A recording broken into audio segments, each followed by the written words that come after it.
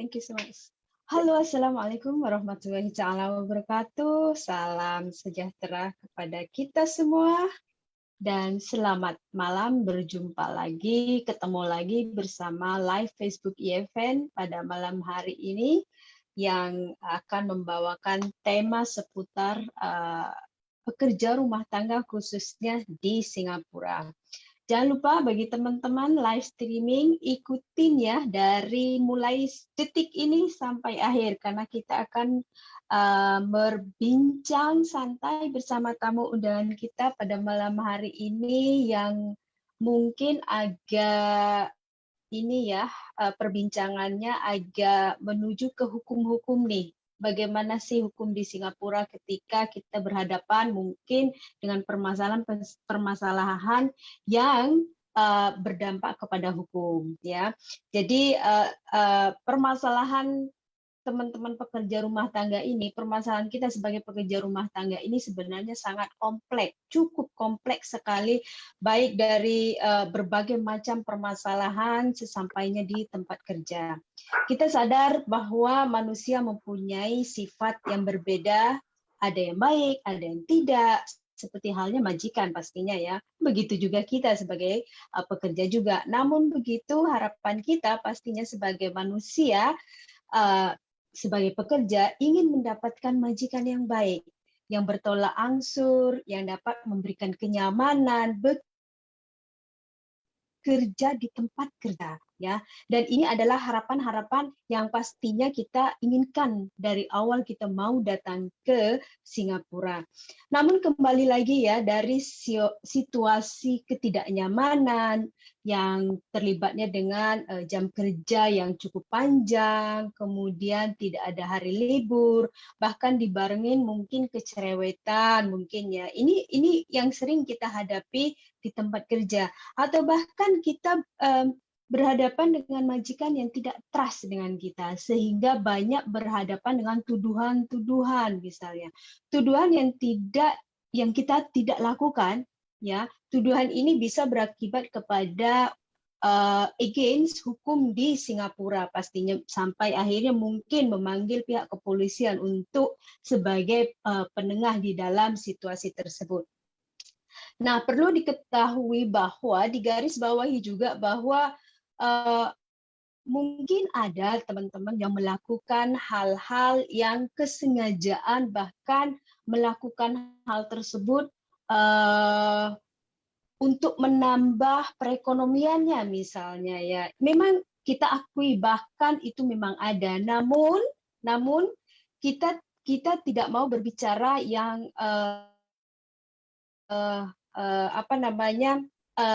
yang memang sudah ada kejadian bahwa dia berniat. Namun kita lebih terfokus malam hari ini kepada teman-teman yang tidak tahu apakah dia itu melakukan, tiba-tiba ada tuduhan-tuduhan dari majikan tersebut.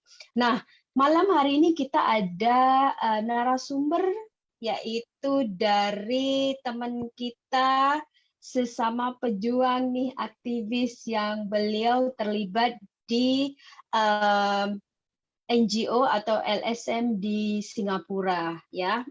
Saya akan memanggil dulu dan saya akan menyapa dulu tamu undangan kita pada malam hari ini. Selamat malam Kak Gusti. Selamat malam Mbak Umay, selamat malam semuanya, Assalamualaikum. Waalaikumsalam, terima kasih sudah hadir pada malam hari ini dan terima kasih atas waktunya. Nah, itu Mbak Gusti, saya akan sedikit membacakan tentang siapa sih Kak Gusti Seruni. Kita panggil kakak ya, atau nanti kalau saya bisa memanggil Mbak, mohon diizinkan juga ya. Silakan. Baik. Baik, tamu kita pada malam hari ini adalah bernama Gusti Seruni. Beliau adalah berasal dari Indonesia yang menetap di Singapura dan telah bergabung sebagai relawan di Humanitarian Organization of Migration Economic atau HOME sejak tahun 2017. Di badan amal ini, Kak Gusti berperan sebagai defender atau pendamping bagi para foreign domestic worker, khususnya pekerja migran Indonesia yang terkena masalah. Nah, menurut beliau salah satu momen terpenting selama menjadi relawan adalah ketika beliau bergabung sebagai penerjemah di tim hukum Partiliani yang kemenangannya tentunya kita tahu ya di pengadilan hingga tahun 2020 kemarin, dan proses sidang disipliner atas gugatan parti terhadap 2 jaksa penuntut umum di tahun 2021. Nah, selain di Home, Kak Gusti juga menjadi relawan di Law Society Pro Bono Service dan aktif membantu berbagai badan amal lainnya seperti Beyond Social Service dan Transit Worker Council. Nah, itu sedikit biodata yang ada pada saya hari ini. Kalau mungkin nanti Kak Gusti mau memberikan tambahan ataupun mengklarifikasi apa yang telah saya sampaikan, mohon diklarifikasi juga, mohon ditambahin. Ya Kak Gusti ya. Mungkin selamat datang sekali lagi dulu kepada Mbak Gusti. Terima kasih atas kehadiran malam hari ini. Thank you for having me, Mbak. Baik, Kak Gusti. Kita nih akan berbicara yang sedikit menyinggung tentang hukum teman-teman yang terlibat kepada hukum di Singapura ya. Mungkin kita tidak tahu akan hukum tersebut di Singapura. Nah, menurut Mbak Gusti nih, Kak Gusti ini kan sudah mengikuti persidangan Partiliani nih. Kita tidak mau bicara kasus tersebut ya. Kita tidak mau ke situ. Namun mungkin Kak Gusti bisa menjadikan sebuah contoh bagi kita bagaimana sih kasus tuduhan pencurian tersebut. Nah, menurut Kak Gusti bagaimana sih dari overall kasus Partiliani yang Kak Gusti lihat? Silakan. Ya, jadi kalau dari pengalaman saya kan waktu itu baru gabung jadi relawan tuh beberapa bulan setelah saya pindah ke Singapura. Jadi bayangkan untuk saya aja yang baru pindah ke Singapura terus tiba-tiba saya jadi relawan dan langsung dikasih kasus Mbak Partiliani ini yang ternyata kasusnya jadi gede di persidangan, itu kan bikin saya jadi shock juga ya. Jadi pertama saya mungkin sebagaimana teman-teman migran lainnya itu juga ada culture shock begitu pindah dari Indonesia ke Singapura, ditambah lagi ada shock lagi kita nggak ngerti hukum. Jadi kalau pesan saya yang utama sih dengan adanya talk ini, semoga teman-teman PMI itu tuh mulai mengerti mengenai hukum di Singapura, setidaknya hukum yang terkait dengan hak-hak dan kewajiban kita sebagai migran di Singapura. Satu hal yang unik dari kasus Mbak Partiliani ini adalah kalau dibandingkan dengan persidangan lain atau kasus-kasus lain, banyak migran Indonesia, banyak pekerja rumah tangga Indonesia itu yang mungkin mereka posisinya adalah sebagai korban, misalnya korban penganiayaan kan. Tapi bedanya kalau di kasus Mbak Partiliani ini, beliau waktu itu dituduh oleh majikan atas pencurian sejumlah barang. Dia waktu itu tiba-tiba dipecat dan dipulangkan, jadi barang-barangnya tuh semuanya masih ada di rumah majikan di Singapura.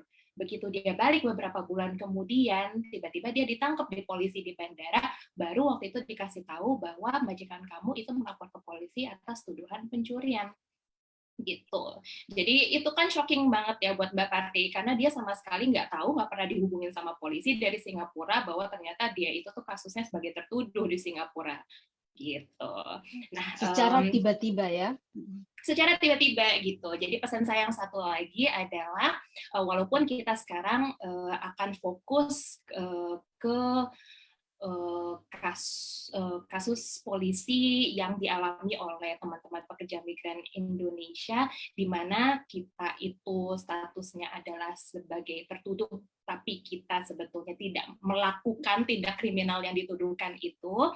Tapi saya juga berpesan sih ke teman-teman sekalian bahwa kita kan nggak tahu nanti ke depannya amit-amit kita itu dapat kasus terus kita posisinya sebagai korban atau sebagai orang yang dituduh ya gitu. Jadi penting banget bagi kita untuk mulai mempelajari hukum di Singapura dan mulai bikin catatan atas informasi apa aja yang harus kita pegang dan harus kita pahami gitu. Jadi informasi itu kita pegang buat diri kita sendiri, dan juga semoga teman-teman yang nonton live streaming sekarang itu membantu menyebarkan informasi ini ke teman-teman migran lainnya. Ya, terima kasih atas sedikit sebanyak menyinggung dampak-dampak ataupun apa sih yang harus kita lakukan melihat kasus dari Mbak Partiliani tersebut. Karena pada malam hari ini kita juga akan berbicara hal yang serupa, namun mungkin tidaklah sebesar yang kejadian, tetapi tetap akan menyinggung hal tuduhan-tuduhan yang masuk ke polisi ataupun hukum. Dan ini akan kita bincangkan bersama pada malam hari ini. Nah, selain itu, mungkin ada sesuatu dulu yang Kak Gusti ingin sampaikan pada malam hari ini. Sebelum mungkin nanti saya akan menanyakan, mungkin kemudian akan ada pertanyaan-pertanyaan lain. Namun sebelum itu saya mengingatkan dulu sebelum ke Kak Gusti nih, teman-teman jika sekiranya ingin bertanya tentang topik pada malam hari ini, silahkan type. Silakan tulis di kolom chat kami di Facebook page IFN. Nanti pertanyaan akan kita buka kepada teman-teman dan juga kita akan menanyakan kepada Kak Gusti. Ataupun jika mungkin kita tidak bisa menyampaikan pada malam hari ini, kita akan memberikan informasi-informasi sesudah pada live hari ini, malam hari ini. Silakan Kak Gusti. Mungkin ada yang ingin disampaikan dulu, silakan. Yes, jadi kalau dari pengalaman saya sebagai relawan selama ini ya, udah lebih dari 4 tahun nih kayaknya kan sejak saya menjadi relawan di HOME.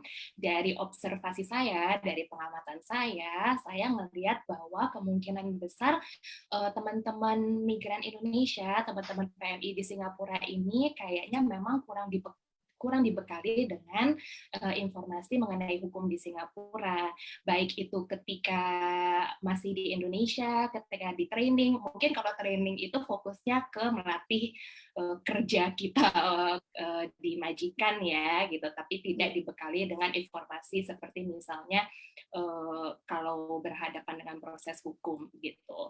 Dan ketika orientasi di MOM di Singapura juga kemungkinan besar ya orientasinya mungkin di situ mereka hanya memberikan informasi mengenai nomor layanan, misalnya nomor bantuan apa yang bisa kita hubungi kalau kita ada masalah. Jadi mungkin nomor yang dikasih misalnya nomor MOM atau nomor embassy misalnya, atau ada nomor-nomor NGO yang mungkin disupport sama MOM gitu.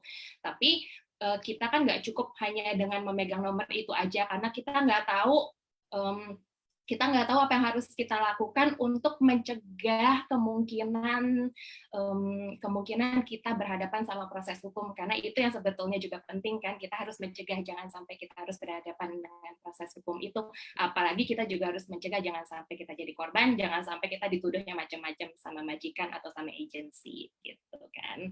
Itu yang paling penting gitu. Jadi bukan hanya dengan memegang nomor bantuan itu, tapi juga apa yang harus kita lakukan untuk mencegah.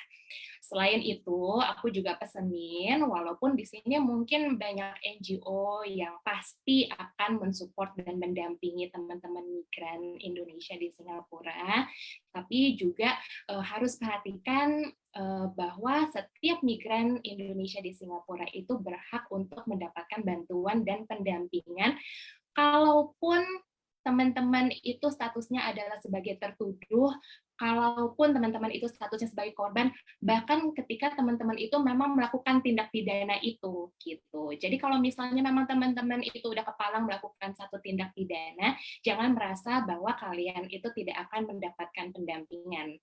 Setiap migran itu pasti akan tetap mendapatkan pendampingan walaupun sebetulnya kamu memang melakukan tindak kriminal itu.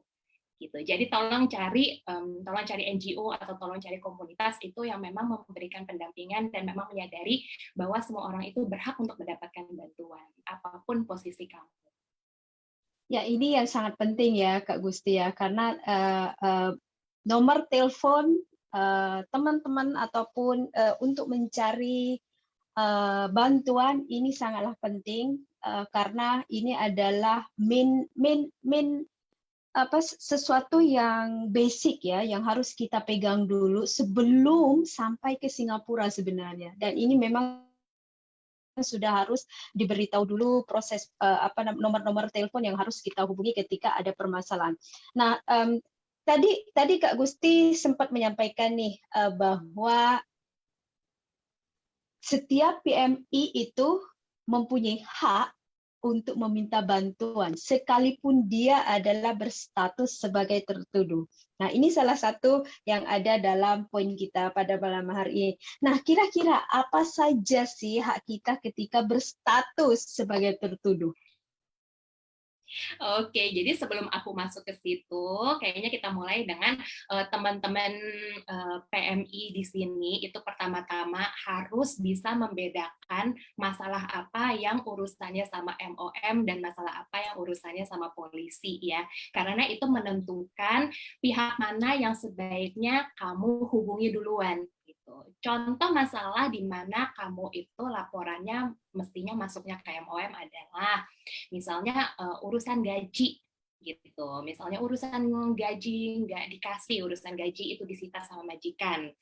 Urusan dipekerjakan di dua tempat misalnya. Kalau misalnya kamu overwork atau overcharge, kalau misalnya kamu kecapean, nah itu tuh semua urusannya dengan MOM. Jadi melapornya ke MOM kalau kamu punya masalah seperti yang aku sebutin tadi gitu. Masalah apa yang urusannya sama polisi? Nah, contohnya paling gampang kalau misalnya kamu ternyata lari dari rumah majikan, kamu kabur dari rumah majikan, biasanya majikan itu ada yang 1x24 jam itu merasa wajib untuk melapor polisi atas kasus orang hilang. Nah, di situ polisi pasti akan mencari kamu kan, dan kamu itu tinggal lapor diri aja, nggak usah takut, itu nggak bakal jadi kasus. Biasanya begitu kamu lapor diri ke polisi, kamu tinggal jelaskan bahwa kamu menghadapi masalah majikan dan kamu nggak mau kembali ke rumah majikan gitu. Dan kalau misalnya kamu udah ditampung di shelter, di NGO atau di embassy, itu ya udah polisi itu tidak akan mengembalikan kamu ke rumah majikan. Yang bahaya adalah kalau misalnya kamu itu kasusnya adalah kecapean atau gaji gak dikasih tapi larinya ke polisi. Ada polisi yang biasanya bingung, mereka merasa itu bukan ranah mereka, jadinya mereka ngembaliin kamu ke majikan atau ke agensi, itu yang bahaya ya gitu. Jadi kalau misalnya kamu itu urusannya yang tadi yang mestinya sama MOM, mendingan larinya atau lapornya itu ke MOM, jangan ke polisi. Kecuali kalau misalnya kamu itu mengalami penganiayaan. Kalau misalnya kamu dituduh mencuri atau misalnya kamu ada urusan sama loan shark, kamu ada urusan money laundering, kamu ada pinjam ilegal misalnya gitu, itu urusannya adalah sama polisi. Jadi contoh kalau misalnya kamu mengalami penganiayaan oleh majikan, itu lebih baik kamu langsung lari ke polisi dulu. Dan polisi itu biasanya akan terima laporan kamu dan ngebawa kamu ke rumah sakit, kemudian mereka akan tahu untuk merujuk kamu itu ke NGO atau ke embassy dan nggak ngembaliin kamu ke rumah majikan gitu. Itu sih yang utama gitu. Ya. Sama satu catatan lagi, satu catatan lagi, kalau dulu sebelum tahun 2020, kalau misalnya kamu loncat atau kamu ada percobaan bunuh diri, itu termasuk tindak pidana dan itu bisa diinvestigasi oleh polisi dan kamu malah dihukum. Tapi sejak tahun 2020, percobaan bunuh diri itu udah tidak menjadi tindak pidana lagi di Singapura. Tapi harus hati-hati. Kadang-kadang kita coba kabur dari majikan itu dengan cara lompat dari jendela, itu polisi kadang-kadang mengira itu percobaan bunuh diri dan mereka tetap berhak untuk investigasi. Gitu. Ya, terima kasih, sangat membantu. Ini perbedaan dulu nih. Iya, teman-teman, permasalahan kita harus mendeteksi dulu permasalahannya apa ya. Jangan langsung kita harus melarikan diri kemana nih, ataupun permasalahan kita apa. Kita mau mencari bantuan kemana. Kita harus tahu seperti Kak Gusti tadi sampaikan bahwa kita harus tahu membedakan masalah kita ini masalah yang bisa diatasi oleh kepolisian ataupun langsung ke MOM. Bisa saja MOM bisa ketika teman-teman lari, mungkin masalahnya tidak tahu, kemudian lari ke MOM, dan pastinya MOM akan menerimanya. Dan apakah itu nanti hasil investigasinya akan berurusan dengan polisi, itu kan nanti pihak MOM yang akan menangani, kan seperti itu. Namun begitu, teman-teman sendiri ini harus diketahui. Tadi yang disampaikan Kak Gusti bahwa ada poin-poin di mana kita harus tahu permasalahan kita itu apa. Apakah permasalahannya bisa langsung ke pihak polisi karena misalnya ada pemukulan, pemerkosaan, ataupun molested, ataupun money lender. Nah, itu harus kita melaporkan ke polisi karena itu memang tugas-tugas polisi itu. Karena akan ada investigasi yang dilakukan oleh pihak kepolisian. Dan tadi disampaikan Kak Gusti bahwa masalah contohnya salary, jangan langsung kita melarikan diri karena tidak dibayar langsung ke polisi. Ya, polisi tentunya akan merasa, ini apa ini, masalahnya apa ini, pastikan gitu akan dikembalikan. Nah, ini teman-teman hati-hati, lihat dulu permasalahannya apa sebelum Anda bertindak. Nah, ini adalah sangat penting untuk mendeteksi apa sih permasalahan yang kita hadapi sendiri. Nah, Kak Gusti, thank you Kak Gusti. Ini poin yang bagus sekali yang diberikan oleh Kak Gusti tadi. Ada poin-poin yang harus teman-teman ketahui nih permasalahannya dari awal ini apa gitu. Jadi kita bisa membedakan fungsional yang dilakukan oleh pihak tertentu yang bisa membantu kita. Thank you Kak Gusti. Nah, tadi yang disampaikan dari sebenarnya masuk kepada dasar-dasar penyelidikan di Singapura. Kira-kira apa saja sih dasarnya, Kak Gusti? Dasar penyelidikan maksudnya gimana tuh, Mbak? Apa saja dasar penyelidikan di Singapura? Misalnya ketika kita mempunyai masalah nih, misalnya masalah hukum. Nah, dasar-dasar untuk penyelidikannya ini bagaimana dan apa saja kalau kita melihat dari hukum di Singapura? Oke, jadi aku akan menjabarkan step-stepnya kalau kita berurusan dengan polisi, dan aku kasih stepnya secara general ya. Jadi kalaupun kita itu korban atau tertuduh apapun itu, sebetulnya step-stepnya yang kita lalui di kepolisian itu sama aja kok gitu. Karena step yang awal itu begitu kita ada urusan sama polisi, step awal itu pasti wawancara, mereka terima laporan kita kan Mbak. Kalau misalnya teman-teman itu sudah berada di penampungan atau sudah didampingi oleh NGO, itu biasanya teman-teman di NGO yang akan mendampingi untuk menyusun laporannya. Gitu. Laporan itu bisa dibawa ke MOM, habis itu MOM itu bisa memberikan usul atau memberikan instruksi untuk membawa laporan itu ke polisi. Dan sebetulnya kalau misalnya teman-teman itu adalah korban dan sebetulnya teman-teman itu yang harus melapor ke polisi, itu sebetulnya teman-teman itu punya hak untuk menentukan mau melapor atau tidak. Sebetulnya gitu sih. Tapi perlu diingat adalah kalau ternyata kasusnya itu berat, polisi itu tetap menentukan untuk meneruskan penyelidikannya walaupun misalnya kita minta kasusnya untuk ditutup. Jadi walaupun kita berhak untuk menentukan mau melapor atau enggak, mau menghentikan laporannya, mau menutup kasusnya atau enggak, tapi kalau misalnya menurut polisi kasus ini harus diselidiki, mereka lah yang berhak untuk menentukan untuk menyelidiki. Jadi kita harus terima keputusan dari polisi gitu ya. Tapi jadi kalau untuk step awal itu adalah polisi menerima laporan kita. Kalau misalnya kita korban ya berarti kita memberikan laporan. Kalau kita adalah orang yang dituduh, berarti polisi akan menginterogasi kita. Tapi intinya yang pertama berarti adalah interview ya dengan polisi gitu. Nah, penting banget bagi teman-teman PMI di Singapura, begitu ada interview pertama kali dengan polisi, teman-teman itu harus memastikan bahwa di situ disediakan penerjemah yang berbahasa Indonesia dengan baik, ya Mbak. Penerjemah itu adalah hak kita untuk kita miliki selama kita diwawancara atau diinterogasi oleh polisi. Dan kita berhak untuk mendapatkan penerjemah yang berbahasa Indonesia dengan baik. Jadi jangan mau ngomong sama polisi langsung walaupun polisi itu ngomongnya dalam bahasa Malay. Hati-hati banget karena biar gimana pun bahasa Melayu dan bahasa Indonesia tetap berbeda, tetap ada kata-kata yang berbeda. Takutnya kalau kita ngomong dalam bahasa Indonesia itu nanti diterjemahkan dengan salah oleh polisi yang berbahasa Malay itu. Begitu terjemahannya itu salah, tapi sudah masuk ke statement kita, takutnya kalau ada apa-apa, kalau kita disidang atau gimana, takutnya statement yang salah itu tuh akan menjadi senjata makan tuan gitu, malah akan merugikan kita, malah kita yang akan disalahkan karena kita sudah tanda tangan statement itu.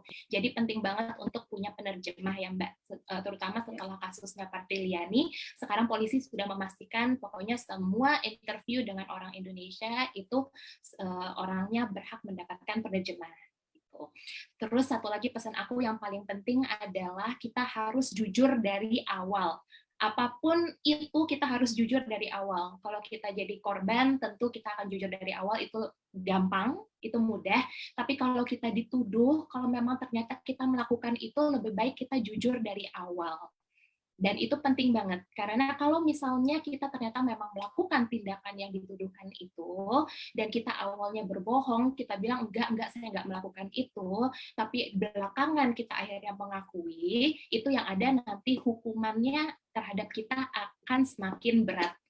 Itu yang paling penting. Walaupun nanti misalnya kita mendapatkan bantuan dari lawyer, tapi biar gimana pun sudah terekam di polisi bahwa kita di awalnya itu berbohong dan tidak mau bekerja sama dengan baik dengan polisi. Jadi harus jujur dari awal. Dengan NGO yang mendampingi pun, Mbak harus jujur dari awal, harus ceritakan semuanya sejujurnya gitu. Nah, yang penting lagi adalah ketika kita melapor atau diinterogasi oleh polisi, itu pasti kan berarti ada statement yang dibuat oleh polisi, rekaman wawancara dengan kita yang akan dibacakan lagi ke kita, dan kalau kita sudah setuju dengan isinya, kita tanda tangan. Jadi penting banget statement itu untuk dibacakan dengan baik dan diterjemahkan dengan baik, dan kita harus baca dan dengar dengan teliti. Kalau ada yang mau kita perbaiki, kita harus bilang ke officernya bahwa ada yang mau kita perbaiki sebelum kita tanda tangan semuanya. Ingat bahwa statement ini salinannya tidak diserahkan ke kita lagi ya Mbak. Statementnya tetap disimpan sama polisi.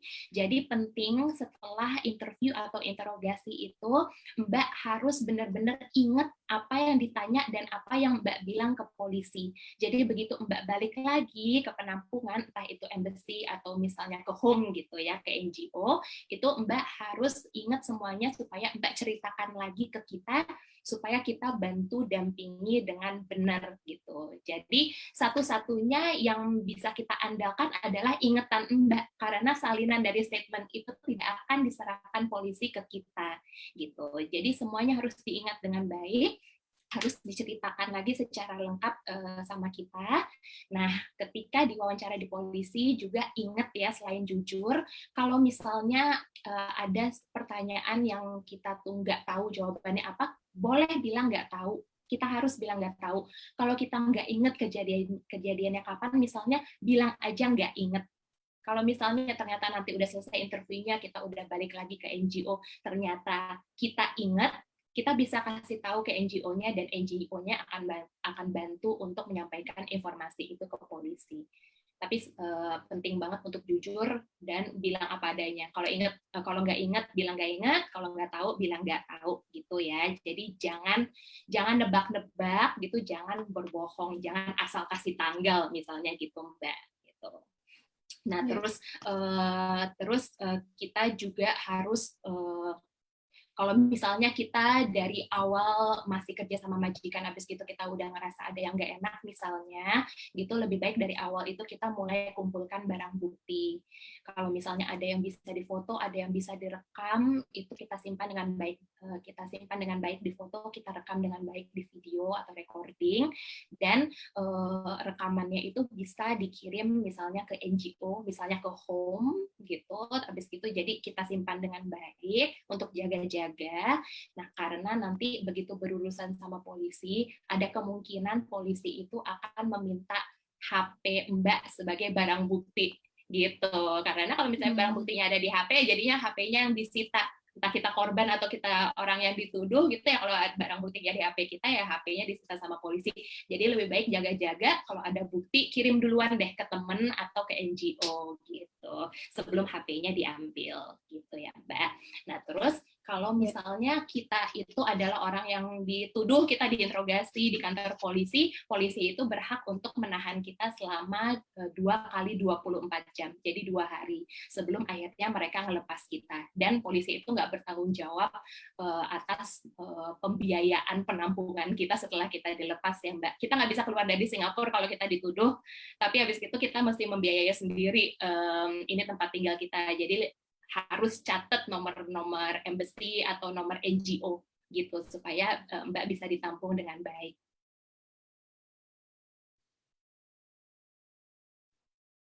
Ya, thank you Kak Gusti. Ini sangat penting ya Kak.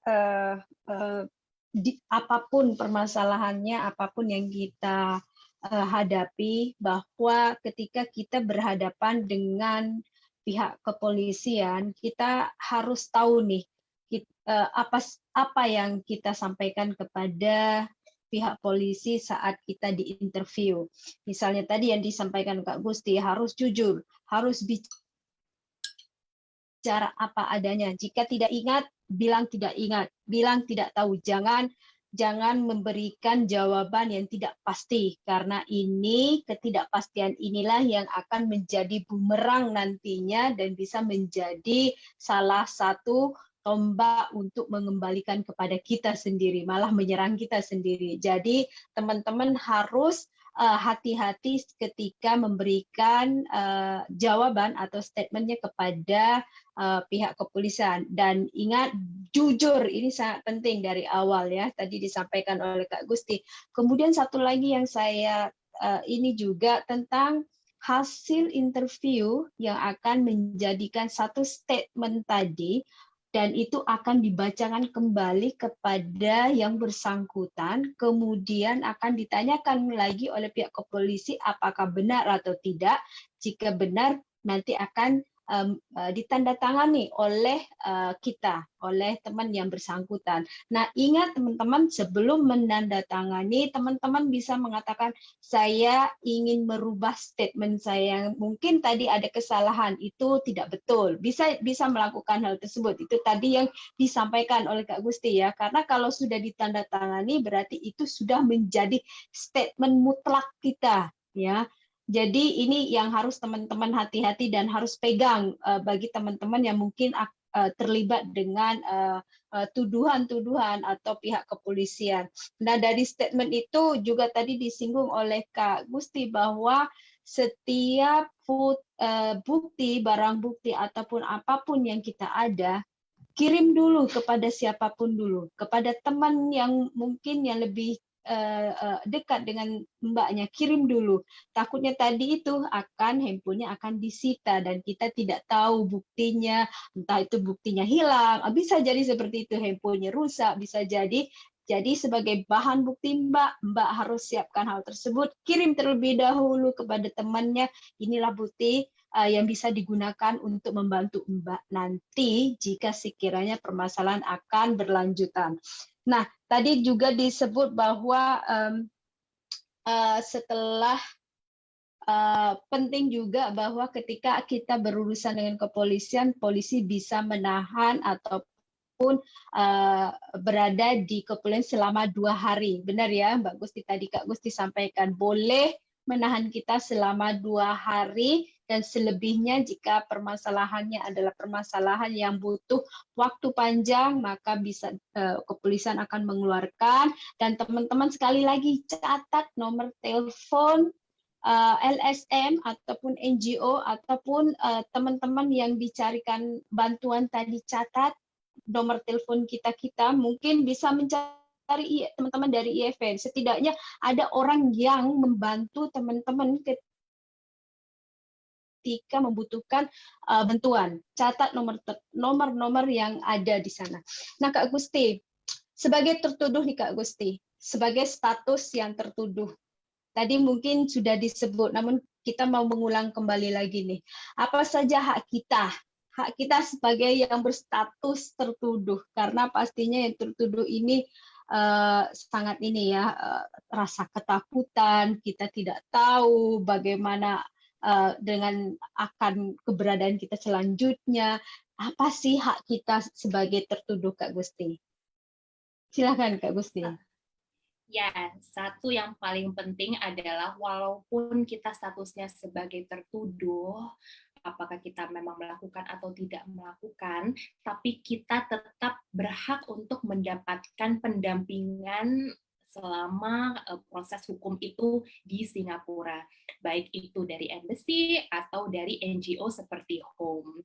Jadi semuanya kita kembalikan ke teman-teman di Singapura ya, apakah mau memilih misalnya mau minta bantuan dari embassy atau minta bantuan dari LSM seperti Home, semuanya kita serahkan kembali ke Mbak gitu. Aku menyarankan tanya ke teman-teman yang familiar dengan LSM ini, itu LSM mana yang memberikan bantuan dengan baik, bukan hanya memberikan bantuan ke korban, tapi juga memberikan bantuan secara umum ke teman-teman yang bahkan statusnya sebagai tertuduh di police case ini gitu. Menurut aku yang paling fair adalah kalau LSM itu tuh memberikan bantuan yang adil, yang fair ke teman-teman yang menjadi korban maupun menjadi yang tertuduh gitu. Karena itu adalah hak kalian semuanya. Satu lagi adalah LSM seperti Home misalnya itu memang sengaja membuat tempat penampungan atau shelter yang diberikan secara cuma-cuma ke teman-teman yang menghadapi masalah. Karena memang secara alami begitu kita ada masalah, terutama sama majikan, ya berarti kita nggak bisa tinggal bareng lagi ya sama majikan gitu. Dan itu bukan menjadi tanggung jawab polisi untuk membiayai tempat penampungan kita selanjutnya di mana. Nah, ada LSM seperti Home dan pasti ada LSM lain yang memang sengaja membuat shelter atau tempat penampungan. Jangan khawatir, tempat penampungan ini semuanya gratis, kita akan memberikan bantuan gratis, selain bantuan penampungan, selain bantuan minum, makan minum, kita juga memberikan bantuan konseling, dan terutama yang paling penting kita memberikan bantuan pendampingan kasus, itu yang paling penting gitu. Nah, kalau misalnya teman-teman itu sebagai orang yang dituduh, harus diingat bahwa selama investigasi oleh polisi, teman-teman itu diharuskan untuk berada di Singapura dan tidak diperbolehkan untuk meninggalkan Indonesia. Kita sebagai korban pun, kalau misalnya ada police case, itu biasanya polisi itu tetap akan mengharuskan kita untuk tetap ada di Singapura dan tidak meninggalkan Indonesia. Tidak meninggalkan Singapura. Gitu. Karena ada investigasi yang masih berlangsung itu, kemudian kita itu diminta untuk menetap di Singapura kalau sewaktu-waktu kita dibutuhkan untuk memberikan keterangan lebih lanjut ke polisi, atau kalau misalnya ternyata kasusnya itu jadi lanjut ke persidangan gitu. Jadi kita sebagai orang yang dituduh ataupun sebagai korban, nggak semua kasus itu berakhir di persidangan ya gitu. Tapi selama investigasi itu masih berlangsung, kita biasanya pasti akan tetap diminta untuk tidak meninggalkan Singapura. Kalau kita itu sebagai korban, selama investigasi berlangsung, biasanya polisi dan MOM memberikan izin ke kita untuk mencari kerja selama investigasi itu masih berlangsung. Kalau kita statusnya adalah sebagai orang yang dituduh, polisi biasanya tidak memberikan izin ke kita untuk mencari kerja. Biasanya begitu. Gitu. Nah, kalau misalnya kasusnya sudah ditutup, ini hasilnya bisa dua sih gitu. Kadang-kadang kalau misalnya polisi merasa tidak ada yang perlu ditindaklanjuti, kita masih ada harapan untuk masih dibolehkan mencari kerja. Tapi kalau kalau polisi memberikan warning itu kita juga mesti hati-hati ya, karena dengan adanya warning itu walaupun misalnya kita tidak disidangkan, tapi biasanya sih di MOM kita statusnya jadi masuk blacklist, itu yang harus kita perhatikan baik-baik gitu. Jangan sampai kita mendapatkan warning itu, karena kayak biasanya sih mau nggak mau kita tetap harus meninggalkan Singapura dan kita akan di blacklist selama setidaknya 3 tahun. Kalau sekarang sih blacklist itu berapa lama itu kurang clear ya. Ada yang bilang 3 tahun, ada yang bilang bisa permanen gitu. Itu nggak gitu jelas informasinya dari MOM, tapi kita mesti hati-hati gitu. Nah itu sih yang penting. Kalau misalnya kita sebagai korban, biasanya kita boleh cari kerja selama investigasi. Kalau misalnya kita orang yang dituduh, sayang sekali kita biasanya nggak boleh cari kerja selama investigasi itu masih berlangsung gitu. Baik. Saya ini tadi disinggung tentang ketika kita mempunyai bukan label apa sebagai dituduh ya, yang dituduh kita tidak bisa bekerja. Namun ketika kita salah menjadi korban, kita boleh diizinkan bekerja. Nah, kriteria ini mendapatkan special pass bagi teman-teman PRT yang dalam masa investigasi itu kira-kira apa saja sih, Kak Gusti? Yang dibolehkan untuk bekerja selama proses investigasi. Oke, jadi kalau kita ada kasus dengan polisi atau kita ada kasus sama MOM dan work permit kita di-cancel oleh majikan, berarti kan kita tidak ada izin untuk tinggal di Singapura, tapi kita diharuskan untuk ada di Singapura karena kita sedang ada police case. Yang terjadi adalah kalau work permit kita sudah di-cancel, berarti MOM akan menerbitkan special pass ke kita sebagai gantinya work permit sebagai surat izin bagi kita untuk menetap di Singapura. Special pass itu dikeluarkan oleh MOM, tapi bukan berarti dengan special pass itu semua orang boleh untuk cari kerja selama investigasinya berlangsung. Jadi kalau kita adalah korban dan kita sudah mendapatkan special pass dari MOM, kita tetap harus meminta surat keterangan dari polisi yang namanya no objection letter. No objection letter itu adalah surat keterangan yang mencantumkan bahwa pihak kepolisian tidak keberatan untuk kita mencari kerja selama investigasi berlangsung. Nah, kita bedakan dari orang yang statusnya sebagai tertuduh, walaupun kita dapat special pass, tapi kalau kita tidak mendapatkan no objection letter dari polisi, berarti kemungkinan besar kita tetap tidak boleh cari kerja. Tapi kita harus ada di Singapura sampai kasusnya sudah selesai. Jadi, letter dari kepolisian inilah yang akan memberikan poin penting apakah kita dibolehkan bekerja atau tidak, Kak Gusti ya. Selama menjadi selama memegang special pass yang diberikan oleh pihak MOM tadi. Jadi dua instansi ini sangat penting yang harus kita ketahui ya, yang harus kita tahu surat apa yang harus kita dapat dan dari mana yang harus kita dapat. Nah, ini pentingnya sekali ketika kasus hukum kita ada pendampingan dari teman-teman LSM sehingga ada yang memberikan bantuan ketika kita tidak tahu nih apa letter apa, surat apa yang dibutuhkan. Nah, pendampingan inilah yang teman-teman harus tahu bahwa kita bisa meminta bantuan kepada teman-teman LSM yang memang sudah setiap hari itu memang sudah sudah bersedia untuk memberikan bantuan kepada teman-teman. Nah, dari status tersebut, Gusti, kira-kira berapa lama sih? Apakah ada jedanya selama proses hukum tersebut? Apakah memang ada jeda-jeda tertentu? Namun berapa tahun misalnya prosesnya? Apakah ini memang ada ketentuan yang sudah kita tahu berapa lama, Kak Gusti?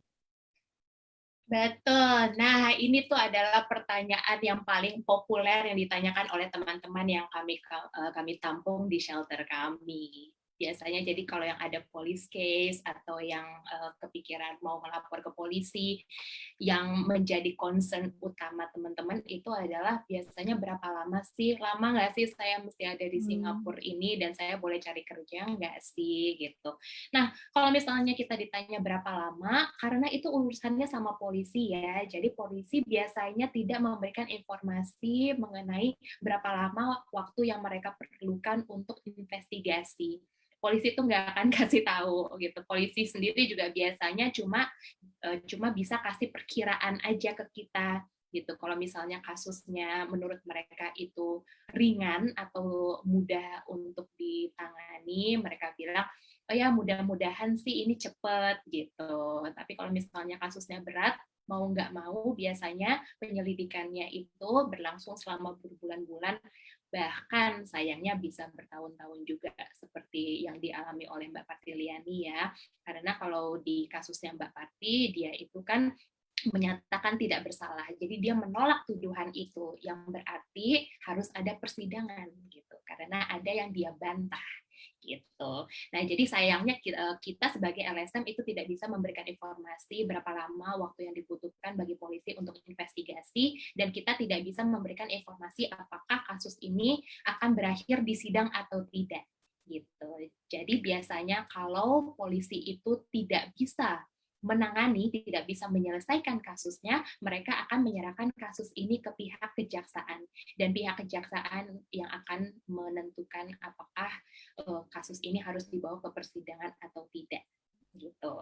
Nah, jadi biasanya yang aku sampaikan ke teman-teman di shelter adalah kalau misalnya kita menjadi korban, aku sarankan ke mereka untuk tidak usah khawatir. Walaupun misalnya investigasinya lama, tapi kalau misalnya kamu itu korban, biasanya MOM dan polisi akan mengizinkan kamu untuk cari kerja kok gitu. Jadi kalau misalnya udah dikasih special pass dan sudah dikasih no objection letter, itu kamu itu bisa mulai cari kerja, baik itu dari agency atau direct hire ya, cari majikan langsung sebagai domestic worker lagi, sebagai helper lagi, dan dengan kontrak 2 tahun seperti biasanya. Jangan khawatir. Itu menjadi hak kita untuk tetap mencari kerja selama investigasinya berlangsung. Jadi kan kita nggak perlu bengong mikirin kapan ini kasus saya kira-kira selesai ya gitu.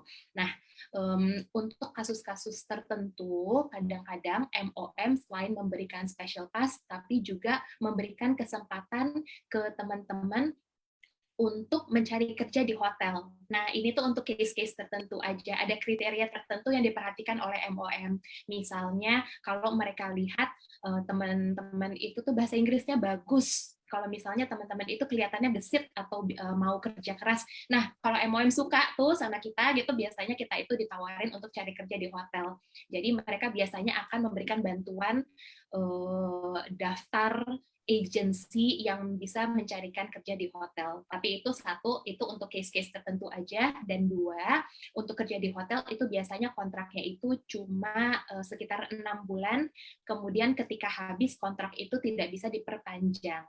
Tapi keuntungannya kalau bisa kerja di hotel itu adalah satu, peraturannya kan jelas kan, biasanya nggak ada lembur atau nggak ada overtime yang nggak digaji, nggak kayak kalau misalnya kita kerja untuk majikan sebagai helper gitu kan. Kalau misalnya kita kerja sebagai helper, kita kerja sampai jam 1-2 pagi gitu, nggak ada upah lembur. Tapi kan kalau misalnya untuk kerja di hotel, kalau misalnya ada overtime, ada lembur, itu pasti ada kompensasi, ada upah tambahan, dan biasanya gajinya itu lebih besar. Itu keuntungannya. Jadi kalau misalnya teman-teman itu tuh nggak trauma gitu, kalau misalnya mentalnya udah siap dan kuat untuk cari kerja lagi dan diberikan kesempatan untuk cari kerja di hotel oleh MOM, saran saya sih ambil kesempatan itu, karena walaupun cuma 6 bulan itu, tapi benefitnya banyak banget gitu. Tapi kalau misalnya kita statusnya sebagai tertuduh, ya mau nggak mau kita harus menetap di Singapura. Tapi jangan khawatir kalau ditampung di LSM seperti home misalnya, kita nggak ada batas waktu gitu. Kalau memang kasusnya itu 2 tahun, ya kita berhak untuk 2 tahun tinggal sama home gitu. Jangan khawatir, kita nggak akan pungut biaya. agak ini ya,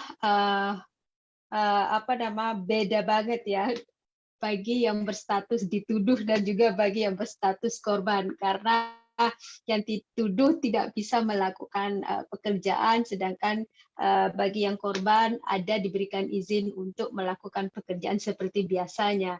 Dan ini juga akan menjadi bahan juga untuk pengetahuan kepada teman-teman semuanya tentang perbedaan sebagai dituduh dan juga sebagai korban. Nah, Kak Gusti, Sarta barusan disampaikan bahwa ketika kita menjadi korban, kemudian kita punya special pass dan kita diizinkan untuk mencari pekerjaan sementara. Nah, ketika kita misalnya saya mendapatkan pekerjaan nih, apakah majikan baru ini harus kita sampaikan bahwa saya berstatus korban dan saat ini masih under investigation kepolisian? Apakah ini disarankan untuk menyampaikan kepada majikan baru? Karena mungkin dan saya yakin pasti akan ada investigasi selanjutnya yang mungkin akan dipanggil untuk interview. Nah, saran mungkin dari Kak Gusti sendiri nih, karena kita juga akan was-was mungkin ya, apakah saya harus menyampaikan ke calon majikan atau tidak. Kira-kira saran Kak Gusti gimana baiknya? Silahkan Kak Gusti. Saran aku dari awal kasih tahu ke agensi maupun calon majikan bahwa kita ada police case, tapi sampaikan juga ke mereka untuk tidak khawatir, dalam police case ini kita statusnya sebagai korban ya, gitu. Karena kalau misalnya tertuduh sudah otomatis kita itu tidak berhak untuk cari kerja gitu. Jadi sampaikan dari awal sama majikan, karena kita nantinya ke depannya juga harus siap-siap kalau ternyata sewaktu-waktu polisi manggil kita lagi untuk minta keterangan lebih lanjut, atau misalnya polisi manggil lagi untuk supaya kita jalani tes kejujuran. Nah, itu tuh kalau misalnya teman-teman pernah dengar ya, yang namanya tes kejujuran atau polygraph test. Jadi kalau misalnya kita ada laporan ke polisi, kita sebagai korban atau kita sebagai tertuduh gitu, selain statement yang kita berikan ke polisi, polisi itu kadang-kadang juga akan menguji kita dengan nanya apakah kamu bersedia untuk menjalani tes kejujuran. Nah, saran aku kalau misalnya ditanyain gitu sama polisi, bilang persiapkanlah diri gitu, bilang bahwa kamu siap gitu. Jangan takut sama tes kejujuran, karena sebetulnya tes kejujuran itu tidak membuktikan bahwa kamu benar-benar berbohong atau benar-benar jujur. Dan nggak semua orang itu akan benar-benar dipanggil untuk menjalani tes kejujuran ini. Kadang-kadang polisi cuma pengen ngetes kita aja. Tapi pun kalau misalnya kita memang benar-benar harus menjalani tes kejujuran itu, persiapkan diri. Makanya dari awal itu penting banget kita harus jujur dari awal gitu. Dan nggak usah takut. Kalau memang kita sudah jujur, ya ketika menjalani tes kejujuran kan nanti juga akan terkuak kan gitu, kita jujur atau kita bohong. Jangan khawatir. Nah, untuk ke majikan sekali lagi juga sampaikan dari awal bahwa kita ada police case tapi kita statusnya sebagai korban, jadi minta pengertian sama mereka kalau sewaktu-waktu kita diperlukan lagi oleh polisi, atau persiapkan mereka kalau ternyata kasus kita itu sampai ke persidangan dan kita harus menjadi saksi misalnya gitu. Karena itu pasti kan akan mengambil jam kerja kita. Jadi kita harus minta pengertian dari majikan. Iya, benar. Nah, selama investigasi panjang seperti itu, pastinya akan ada investigasi ulang, benar kan, Kak Gusti kan? Nah, biasanya nggak ada juga sih Mbak gitu.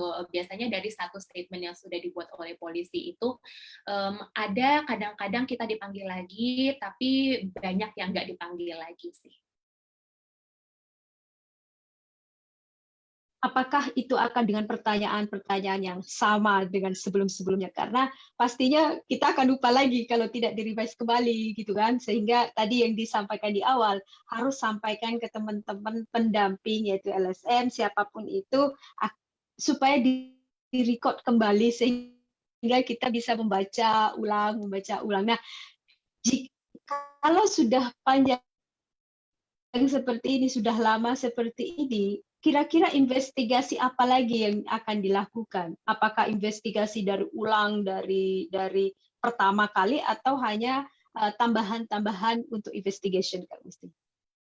Kalau polisi memanggil kita lagi, biasanya itu investigasinya tidak diulang, pertanyaannya tidak diulang, tapi kemungkinan besar mereka mendapatkan penemuan atau hasil investigasi baru atau informasi baru dari pihak lain, misalnya majikan atau agensi, dan mereka mau membandingkan statement dari orang lain itu dengan statement kita gitu. Jadi biasanya sih ada bukti baru yang mereka temukan, itu yang biasanya gitu. Tapi kalau misalnya mereka merasa statement dari kita itu sudah cukup, kemungkinan mereka itu nggak manggil kita lagi sih gitu. Mereka akan meneruskan penyelidikannya, dan kalau nggak ada titik temunya, mereka akan menyerahkan kasus ini ke kejaksaan gitu.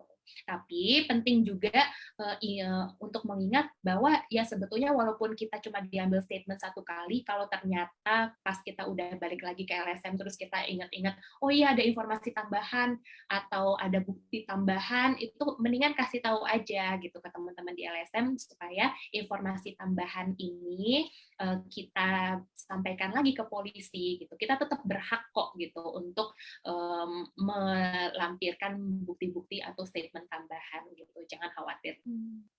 Jadi kalau seumpamanya kita baru teringat sudah beberapa bulan nih ya, pada masa-masa menunggu investigasi kita selesai. Jadi kalau seumpamanya kita ada tambahan, kita baru teringat nih, oh ya itu tanggal sekian ada ini, ada itu. Nah itu kita harus sampaikan kepada pendamping kita untuk diketahui dan bisa dijadikan bahan tambahan lampiran penguatan kita sendiri sebenarnya ya. Apa sih yang menjadi bahan untuk kita sendiri. Nah Kak Gusti, kita ingin tahu nih Kak, apa sih penyebab proses investigasi yang cukup panjang ini? Sejujur-jujurnya aku nggak tahu Mbak, dan aku rasa kita nggak akan dapat informasi itu dari polisi ya. Tapi memang sayangnya sejak pandemi ini bahkan urusan sama MOM aja jadi lama, yang biasanya cepet itu sama MOM aja lama, apalagi sama polisi gitu.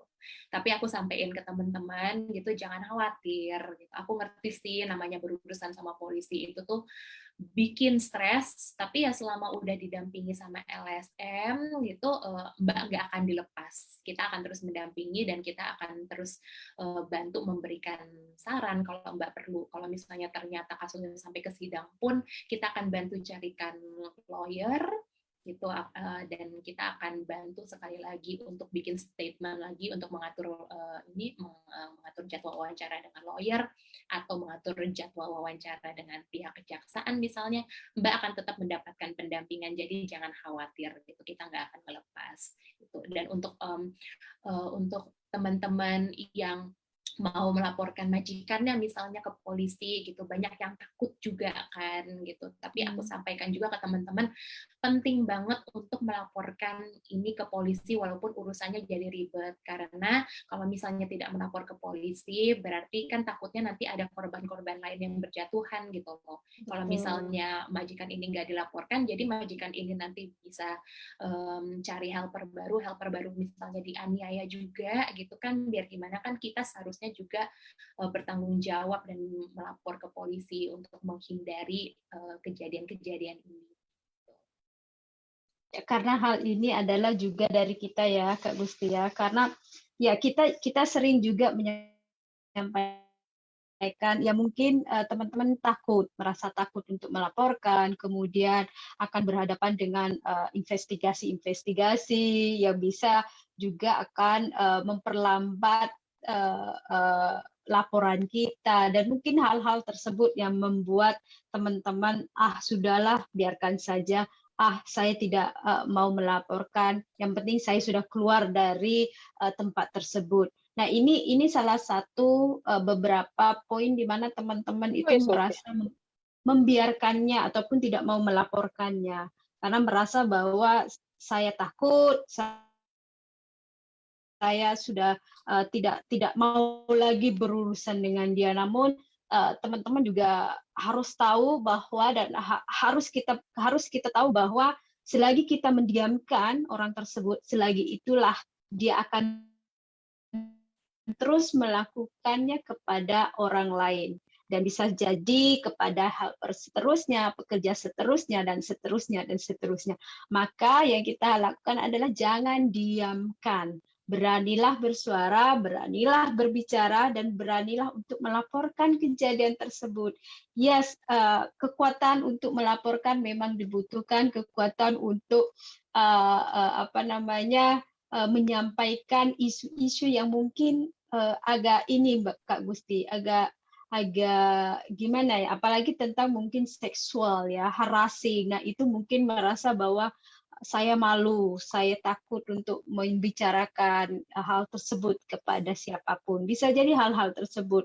Namun sekali lagi jangan diamkan kejadian hal tersebut. Teman-teman harus laporkan, berani melaporkan. Ada Kak Gusti di sini. Kak Gusti akan menyampaikan memberikan bantuan. Ada LSM yang bisa memberikan bantuan dan pendampingan kepada teman-teman yang membutuhkan. Nah, Kak Gusti, kira-kira ini, jika sekiranya nih ya, PRT tersebut apakah bisa datang kembali ke Singapura di kemudian hari setelah kasusnya selesai? Contohnya misalnya Partiliani misalnya ini, apakah dia memang bisa kembali lagi ke Singapura untuk bekerja? Oke, kalau khusus untuk kasus Mbak Partiliani, karena dia dinyatakan tidak bersalah, jadi dia dibebaskan dari semua tuduhan di pengadilan tinggi, yang berarti rekornya Mbak Partiliani di Singapura ini kembali clear. Dia tidak ada rekor kriminal sama sekali, karena dari semua charge itu, semua dakwaan semuanya di-clearkan di pengadilan tinggi, yang berarti dia clear. Dan waktu itu sebelum Mbak Parti memutuskan untuk pulang ke Indonesia, MOM waktu itu sudah menginformasikan ke Mbak Parti bahwa dia berhak untuk cari kerja lagi di Singapura gitu, karena dia statusnya berarti innocent ya, tidak bersalah. Yeah. Nah, kalau misalnya statusnya adalah sebagai tertuduh dan polisi itu memberikan warning, kemungkinan besar itu biasanya kita jadi di blacklist oleh MOM, dan kita nggak bisa kembali ke Singapura untuk mencari kerja selama setidaknya 3 tahun. Itu kalau dari informasi yang aku dengar ya gitu. Ada yang bilang permanen juga, tapi aku nggak tahu. Mungkin itu tergantung sama beratnya kasus kita gitu. Ada informasi yang aku dapatkan bahwa kadang pun kalau misalnya kita sempat menjadi tertuduh di kasus polisi, kadang-kadang kita masih ada harapan di mana kalau kita dapat calon majikan baru itu bisa mengajukan permohonan ke MOM untuk memberikan izin supaya kita diperbolehkan untuk kerja lagi di Singapura gitu. Tapi mungkin nggak semua itu mendapat approval ya? Juga, iya semuanya case by case, tapi setidaknya ada harapan ya Mbak gitu. Gitu. Kalau misalnya kita sebagai korban sih itu sudah pasti kita bahkan selama investigasi berlangsung pun kita tetap bisa kerja di Singapura gitu.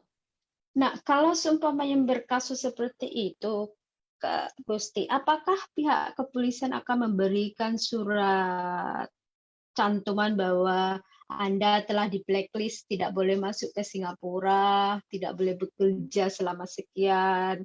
Apakah ada yang menyatakan surat pernyataan tersebut yang bisa diberikan kepada si korban ataupun ketika kasusnya sudah selesai? Kita tidak bicara mereka yang masuk ke penjara ya, karena itu sudah memang terbukti. Nah, tetapi kita bicara di saat kasusnya yang tidak sampai masuk ke penjara nih. Kira-kira contohnya dituduh mencuri, kasus kepolisian sudah masuk ke kepolisian dan sudah selesai, tidak perlu ada persidangan, kemudian majikannya secara tiba-tiba memulangkan dia ke Indonesia. Dan ini juga ada kasus yang melaporkan ke kita, ke IFN, dia dituduh mencuri dan dia tidak bersalah, dia hanya dituduh, tetapi majikan telah mendatangkan pihak kepolisian ke rumahnya dan dia selama investigasi itu dia mengatakan dia dia tidak bersalah begitu. Namun setelah itu karena dia mungkin tidak tahu menghubungi teman ataupun siapapun, kemudian setelah selesai teman kita ini dipulangkan ke Indonesia dan setelah itu dia tidak tahu apa hasil investigasi tersebut. Kira-kira bisakah kita meminta hasil investigasi tersebut? Ataukah kira-kira kita pihak kepolisian bisakah memberikan surat pernyataan bahwa saya tidak boleh masuk ke Singapura lagi ataupun kita di blacklist selama sekian lama? Adakah hal-hal tersebut menurut Kak Gusti selama mendampingi? Kalau dari kasus yang selama ini aku dampingi itu kalau ternyata kita ada kasus polisi kemudian kasusnya sudah selesai, oke, resultnya misalnya gini, kalau kita mendapatkan warning dari polisi, surat warning itu tuh tidak mencantumkan apakah kita di blacklist atau enggak, karena urusan blacklist itu keluarnya dari MOM gitu. Jadi cuma dari pengalaman aku dalam mendampingi kasus yang biasanya kalau keluar surat peringatan dari polisi, otomatis dari MOM itu mereka akan nge-blacklist kita gitu. Nah, terus apa tuh tadi? Kalau selama investigasi dari kasus-kasus yang aku dampingi, sayangnya biasanya polisi itu tidak aktif memberikan update ke kita. Walaupun misalnya kita statusnya sebagai orang yang melaporkan. Kalau teman-teman misalnya adalah korban, habis itu teman-teman yang bikin laporan ke polisi, nggak selalunya polisi itu rajin ngasih update ke kita mengenai hasil investigasi itu gitu. Jadi bukan cuma mereka nggak ngasih tahu investigasinya akan makan waktu berapa lama, tapi update-nya juga biasanya nggak dikasih ke kita gitu. Tapi kita tetap berhak untuk komunikasi, tetap berhak untuk minta update dari polisi itu. Jadi yang biasanya terjadi adalah kalau kita membuat laporan ke polisi, nanti kan berarti akan ada officer khusus IO biasanya kan investigation officer yang khusus menangani laporan kita, kasus kita. Biasanya IO itu akan memberikan nomor telepon yang bisa dihubungi gitu, karena sebetulnya urusannya menjadi antara IO dengan Mbak yang melaporkan gitu, Mbak yang berhak untuk mendapatkan informasi gitu. Jadi Mbak berhak untuk menghubungi IO itu langsung. Biasanya justru kalau LSM yang nanya, kadang-kadang ada juga polisi yang nggak mau ngasih update gitu, karena itu jadi kayak itu sifatnya jadi kayak privacy antara Mbak yang melaporkan. Nah iya, kita jadi pihak ketiga gitu. Jadi sebetulnya yang paling berhak untuk mendapatkan informasi adalah kamu yang melapor gitu. Tapi kalau misalnya kamu sebagai orang yang tertuduh, ya kadang-kadang ada polisi yang baik sih Mbak gitu loh, yang tetap sadar bahwa kamu tetap punya hak gitu loh untuk mendapatkan informasi mengenai hasil perkembangan investigasi gitu. Ya sebetulnya untung-untungan aja ya. Kadang-kadang kita apes dapat IO itu yang udah galak dari awal gitu kan. Jadi dia nggak bakal ngasih informasi sama sekali gitu. Kalau kita tanya lewat WhatsApp gitu malah dimarahin misalnya gitu. Ya, kayaknya ini saya sudah banyak bertanya nih, sudah banyak informasi yang didapat dari Kak Gusti malam hari ini. Izinkan dulu kita masuk ke Facebook komentar dulu ya Kak Gusti ya. Mungkin Rohimah bisa bantu apakah ada pernyataan di Facebook Live ataupun ada pertanyaan yang disampaikan. Mohon bantuannya Rohimah. Ya. Silakan Rohimah. Ya, cuman ada satu temen yang menyampaikan permasalahannya. Oke, ceritanya begini. Aku dianggap menghilangkan work permit oleh MOM, tapi aku merasa nggak pernah kehilangan work permit sebelumnya. Baru sekali ini kehilangan work permit, tapi di rekod MOM sudah pernah kehilangan 10 tahun yang lalu. Dan dia taunya baru 1 minggu ini. Ya, jadi itu kira-kira adakah, maksudnya apakah kita perlu membuat penelusuran atau bagaimana? Ini disampaikan oleh Mbak Betty. Jadi Mbak Betty. Jadi Mbak Betty kehilangan work permit, kemudian melapor ke MOM. Ternyata di MOM ada rekod bahwa 10 tahun yang lalu dia pernah kehilangan work permit. Padahal tidak. Oke, silakan Mbak Gusti tanggapannya. Kalau aku balikin sih ke Mbak Betty ya. Kalau seingat Mbak work permit yang 10 tahun ini tuh statusnya gimana sih? Apakah seingat Mbak itu work permitnya masih dipegang sama Mbak atau sebetulnya selama itu disita sama majikan? Kalau misalnya ternyata ditahan sama majikan, kasih tahu lah kayak MOM bahwa selama kamu kerja itu disita sama majikan. Kalau ternyata memang ada di tangan kamu waktu itu, sampaikan ke MOM bahwa seingat kamu itu selama itu ada di tangan kamu. Status work permit itu menurut aku kalau misalnya sekarang kamu dibilang work permit yang dulu tuh hilang, menurut aku nggak ngerti sih kenapa itu jadi masalah di MOM gitu, karena begitu kamu sudah menyelesaikan pekerjaan kamu dengan majikan itu kan work permit itu otomatis di cancel ya gitu dan dikembalikan lagi sama ke MOM, kamu nggak megang gitu. Jadi memang seharusnya setelah di cancel ya seharusnya bukan kamu yang megang anyway gitu kan, itu kan tidak dibutuhkan untuk ganti majikan maupun ketika kalau kamu keluar dari Singapura misalnya di bandara gitu. Nah kalau misalnya work permit kamu yang saat ini itu kayaknya yang paling penting tuh work permit yang saat ini sih kamu harus tahu itu ada di mana gitu. Dan aku tekankan ya work permit itu tuh mesti dipegang sendiri, jangan sampai ditahan sama majikan. Dan begitu work permit itu hilang, itu lebih baik langsung lapor bagus-bagus bikin surat kehilangan oleh polisi, karena work permit itu tuh bisa dipakai oleh pihak-pihak yang nakal untuk misalnya dapat pinjaman ilegal misalnya gitu ya, untuk ngambil pinjaman dari loan shark misalnya gitu. Itu penting banget supaya work permit itu dipegang sendiri, dan jangan pernah sewaktu-waktu meminjamkan work permit itu ke orang lain, karena itu gampang banget dipakai untuk minjam dari loan shark gitu. Ya, ya nggak ada lagi Kak Umay, silakan.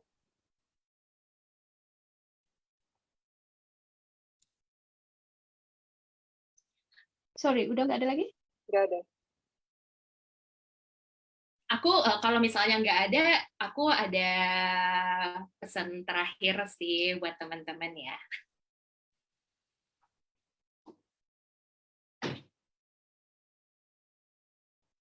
Sebentar, Kak Gusti, ini ada satu komentar saya bacakan ya. Iya. Selamat malam Kak Gusti, ngomongin soal work permit. Boleh nggak kita menyimpan work permit lama dari majikan-majikan yang lama? Aku sebetulnya kalau ini aku nanya sih ke Mbak Umay ya, work permit itu kan seharusnya kalau sudah di cancel kita udah nggak megang lagi ya Mbak? Uh, Sebenarnya masih boleh dipegang dan tidak dikembalikan. Saya sendiri masih pegang work permit lama, dan kalau disarankan untuk dikembalikan, tetapi saya rasa tidak ada keharusan ya kalau work permit yang lama itu harus dikembalikan. Atau mungkin saya ada kesalahan informasi. Namun yang saya tahu work permit lama itu saya tidak mengembalikan ke MOM dan saya masih memegangnya, dan itu sah-sah saja, tidak ada masalah sih. Dan satu yang paling penting, kalau misalnya ternyata kita tetap boleh untuk megang work permit itu di MOM itu di sistem mereka bisa mendeteksi apakah work permit itu masih hijau, masih jalan atau enggak, masih aktif atau enggak, gitu sih gitu. MOM mereka udah punya rekornya sendiri, udah punya sistemnya sendiri, kita nggak perlu khawatir. Benar, karena sekarang sudah zamannya barcode, dan barcode tersebut sudah dijadikan seperti Kak Gusti sampaikan tadi, bahwa itu sudah ada terdeteksi secara langsung oleh pihak MOE mana satu nih work permit yang berlaku, karena yang lama pastinya sudah tidak berlaku lagi karena sudah dengan majikan yang lama kan, dan kita berada di posisi dengan majikan yang baru saat ini di mana work permit itulah yang masih berlaku. Iya. Mungkin itu sih menurut ya.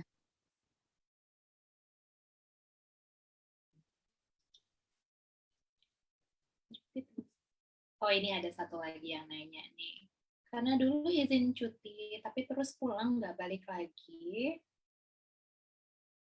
Dua ama yang saya jaga meninggal tapi work permit masih sama saya. Balik lagi sih ke statusnya ya, untuk yang Facebook yang namanya BBOBD gitu. Work permit itu masih dipegang sama Mbak atau enggak itu, tapi nggak usah khawatir karena MOM itu tuh sistem mereka udah bisa mendeteksi apakah work permit Mbak itu masih aktif atau enggak gitu. Kalau misalnya udah di cancel, ya udah work permit yang Mbak pegang itu tuh nggak bakal bisa dipakai juga gitu. Nggak usah khawatir Mbak. Tapi yang penting jangan pernah dikasih ke orang lain, jangan pernah dipinjemin ke orang lain, walaupun itu teman. Betul. Karena work permit itu tuh gampang banget dipakai untuk minjem uang secara ilegal. Itu serem banget. Nah, ini salah satu yang tertinggi Kak Gusti, kita hanya menyampaikan sedikit. Money lender dan juga peminjaman uang adalah salah satu yang tertinggi yang kita dapatkan laporan dari teman-teman, dan kita juga bergerak untuk menyampaikan awareness untuk hal-hal tersebut, tentang money lender, peminjaman uang dengan loan shark, dan dampak-dampaknya, apa yang harus kita ketahui. Ini salah satu kenapa kita tidak boleh memberikan work permit kita kepada siapapun. Nah, baik, kita masuk ke selanjutnya Kak Gusti, karena sudah tidak ada. Rohima, mungkin ada pertanyaan yang mau disampaikan atau mungkin ada yang ingin diperjelas mungkin tadi. Silakan Rohima. Nggak ada. Nggak ada, silakan carry on. Oke. Kak Gusti, silahkan Kak Gusti untuk menyampaikan jika mungkin sudah tidak ada pertanyaan di kolom chat Facebook IFN, kita langsung kembali ke Kak Gusti untuk memberikan nasihatnya ataupun sesuatu yang harus disampaikan kepada kita semua teman-teman pekerja migran Indonesia di Singapura khususnya, apa saja yang harus kita ketahui. Silakan Kak Gusti. Jadi teman-teman di Singapura, ini penting banget menurut aku, satu, simpan nomor bantuan di kertas, bukan cuma di HP, tapi di kertas juga ya Mbak, karena kalau namanya HP bisa sewaktu-waktu disita sama majikan, atau diminta sama polisi, atau hilang misalnya gitu.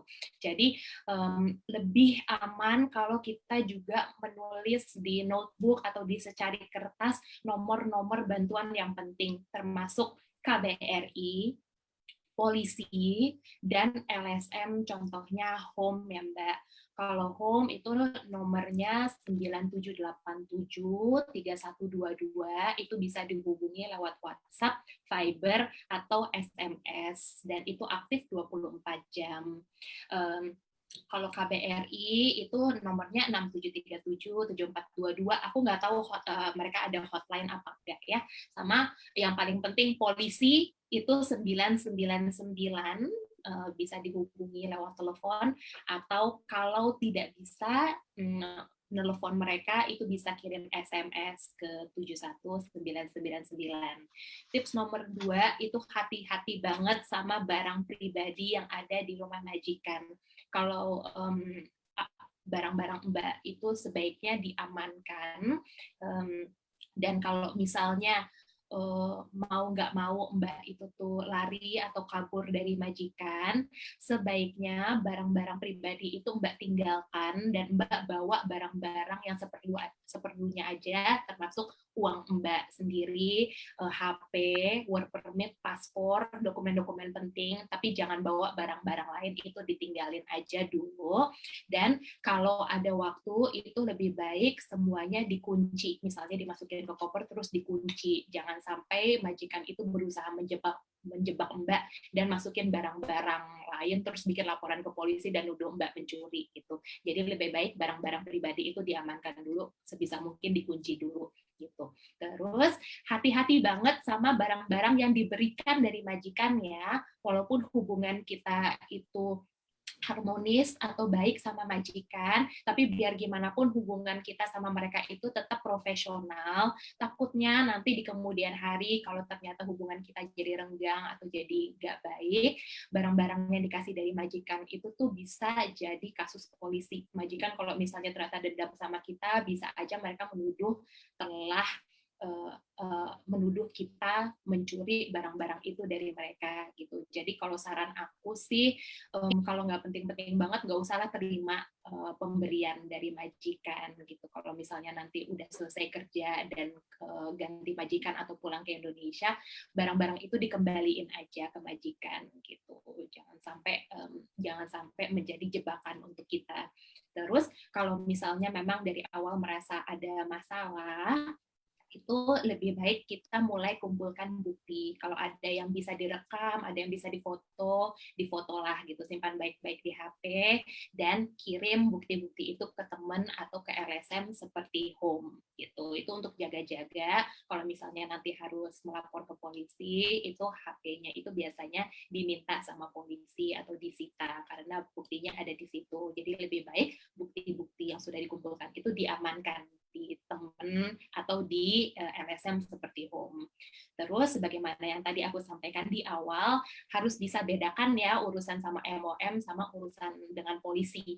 Kalau misalnya kita menjadi korban penganiayaan misalnya, terus kita pertama melaporkan ke MOM, it's okay. Karena begitu ada kasus yang menurut MOM harus dilaporkan sama polisi, MOM akan merujuk kita ke polisi. Tapi kalau misalnya ada kasus seperti misalnya dipekerjakan di 2 rumah atau gaji nggak dikasih, terus kita lapornya ke polisi, takutnya polisi nggak mau membantu kita, terus polisi ngembaliin kita ke majikan atau ke agensi gitu. Itu berabe. Jadi paling aman sih sebetulnya justru MOM aja dulu gitu.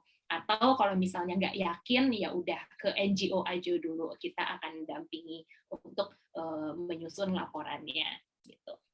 Terus yang paling penting banget menurut aku ya, kita harus punya off day gitu. Jangan hanya karena kita perlu uang terus habis gitu kita nggak ada off day. Menurut aku kompensasi untuk off day itu tuh nggak sebanding dengan hak kita untuk mendapatkan kebebasan dan bantuan gitu. Jadi kalau kalau dalam 1 bulan menurut aku kita harus perjuangkan setidaknya kita punya off day 1 hari aja dalam sebulan, itu penting banget.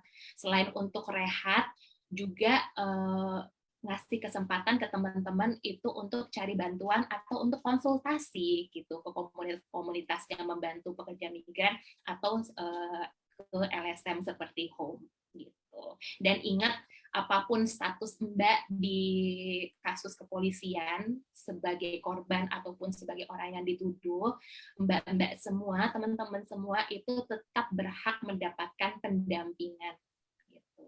Jadi carilah LSM atau bala bantuan yang memang akan memberikan bantuan sepenuhnya dan tidak menghakimi. Itu penting banget.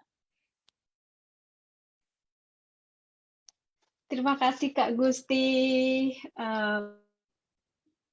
Pesannya sangat ini sekali ya, penting, sangat penting sekali kepada teman-teman, terutamanya teman-teman yang mungkin mendapatkan majikan yang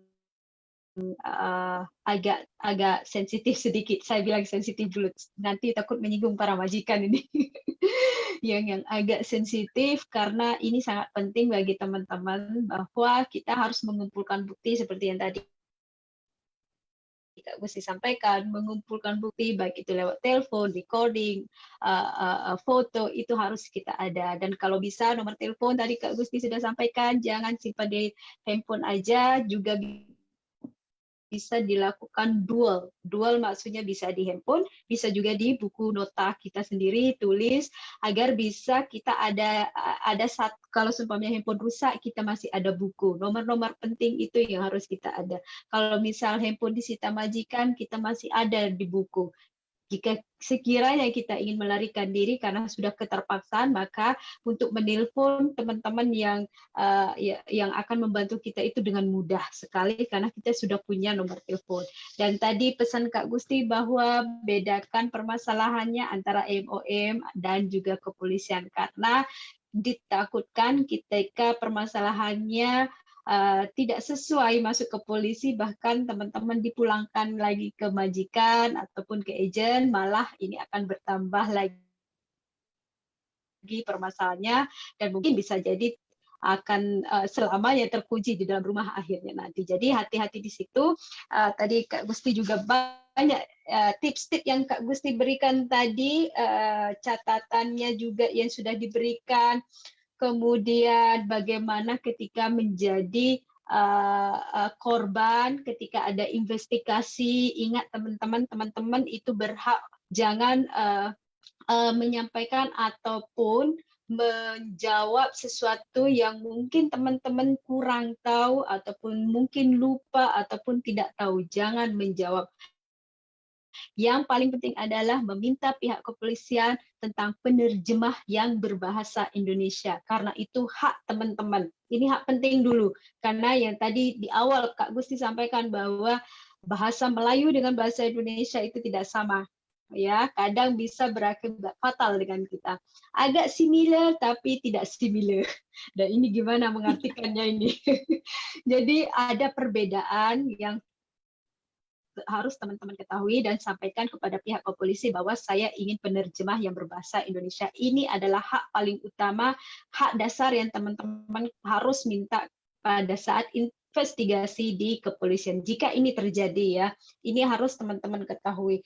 Nah, ketika juga berhadapan juga dengan situasi bahwa statement tadi kalau sudah mau ditandatangan, teman-teman harus baca ulang ketika polisi tadi menyampaikan bahwa statementnya begini-begini, teman-teman bisa, oh itu kurang, oh itu lebih, oh itu salah. Teman-teman bisa melakukan hal tersebut, jangan takut ya. Kemudian juga teman-teman juga berhak untuk meminta pendampingan dari LSM, dari KBRI, dari lawyer yang bisa membantu Mbak. Mbak bisa meminta kepada pihak kepolisian dan Mbak berhak untuk mendapatkannya. Dan ini adalah sesuatu yang basic yang harus teman-teman ketahui ketika berhadapan dengan hukum di Singapura. Ingat teman-teman, jujurlah dalam masa-masa investigasi karena ini adalah sangat penting. Ini sudah dikeluarkan statement oleh Kak Gusti dari tadi ya, jujur sejujur-jujurnya, jangan sampai teman-teman tidak mengatakan kejujuran pada saat investigasi. Nah, itu tadi tentang topik pada malam hari ini, yang mana kita membawakan tema yang sangat penting yang harus kita ketahui, walaupun mungkin kita tidak berhadapan, tapi mungkin ada teman kita, tetangga kita, teman seperjuangan kita yang mengalaminya, maka teman-teman yang lain yang sudah mengetahui informasinya, sampaikan kepada beliau, sampaikan kepada teman-teman, begini informasinya yang benar. Jadi informasi ini tersampaikan dengan benar, teman-teman yang lainnya mengetahui informasi-informasi yang kita sampaikan pada malam hari ini. Nah, itu tadi bincang santai bersama Kakak Gusti yang siap memberikan banyak sesuatu yang bermanfaat dan penting pada malam hari ini. Terima kasih Kak Gusti atas waktu kehadirannya bersama teman-teman IFN pada malam hari ini. Appreciate atas waktunya Kak Gusti. Terima kasih sekali lagi Kak Gusti. Thank you dan selamat menunaikan ibadah puasa bagi yang menjalankan ya. Terima kasih sekali lagi. Baik, saya akan sebelum menutupnya acara pada malam hari ini, kami dari IFM mengucapkan selamat menyambut bulan Ramadan sebentar lagi dan selamat menunaikan ibadah puasa. Ingat jaga kesehatan walaupun kita sudah berada di fase-fase saat ini yang agak rileks, yang boleh tidak memakai masker ketika berada di luar dan juga ada keterbatasan yang sudah dirileks lagi, seperti mungkin yang dulu 5 orang sekarang sudah 10 orang. Dan ini juga jaga kesehatan teman-teman, ya, tetap jaga kesehatan walau bagaimanapun virus itu akan tetap berada di sekeliling kita. Teman-teman harus menjaga protokol juga apa yang sudah keluar. Dan kita akan berjumpa lagi di lain kesempatan dengan tema yang lain lagi. Mungkin nanti Rohima bisa menyampaikan apa yang akan dibawakan atau mungkin menyampaikan informasi-informasi selebihnya di event. Itu saja dari saya. Sekiranya ada bahasa dan kata yang tidak sesuai ataupun kurang memberikan informasi yang aktual, mohon maaf dari kami. Dan wabillahi taufiq wal hidayah. Wassalamualaikum warahmatullahi taala wabarakatuh. Silahkan Rohimah. Aku nggak ada sih. Eh, Ya, oke. Selamat malam teman-teman. Terima kasih untuk teman-teman yang telah mengikuti acara kita pada malam hari ini sampai dari awal hingga selesai tentunya. Dan untuk teman-teman yang saat ini belum menyaksikan, jangan khawatir karena video masih bisa diakses di page BFN kapan saja. Dan untuk hari Minggu besok, teman-teman pengurus dari IFN akan berbagi takjil di kawasan Paya Lebar, Jadi untuk teman-teman yang mungkin beruntung bertemu dengan kami, yang mungkin rezekinya teman-teman. Tetapi kalaupun tidak, di minggu kedepannya, setiap minggu ganjil kita akan bagi-bagi takjil untuk teman-teman pekerja rumah tangga di kawasan Paya Lebar. Jadi, ya, dari saya pribadi mengucapkan selamat menyambut Ramadan, selamat berpuasa bagi teman-teman yang menjalankan, senantiasa jaga kesehatan, dan jangan lupa untuk selalu sekarang peraturannya memang agak sudah mulai leluasa, tetapi teman-teman juga tetap harus menjaga dengan baik. Jadi itu saja pesannya. Dan untuk minggu depan, besok kita juga akan ada live streaming untuk tausiah di bulan Ramadan, dan Jumat juga tetap akan ada live streaming untuk isu-isu pekerja rumah tangga. Itu saja dari saya. Sekali lagi terima kasih. Wassalamualaikum warahmatullahi wabarakatuh. Silakan Kak Umay, take over. Ya, itu tadi dari tim panitia. Jangan lupa takjil akan memberikan takjil minggu depan di kawasan Paya Lebar. Sekali lagi yang disampaikan tadi, jika Anda beruntung, maka Anda akan bertemu dengan tim kami IFN. Namun jika tidak beruntung, mungkin di minggu setelahnya akan bertemu dengan tim IFN. Dan mungkin itu dari kami malam hari ini. Sekali lagi terima kasih. Selamat malam, salam sejahtera, dan selamat malam. Jumpa kembali. Bye.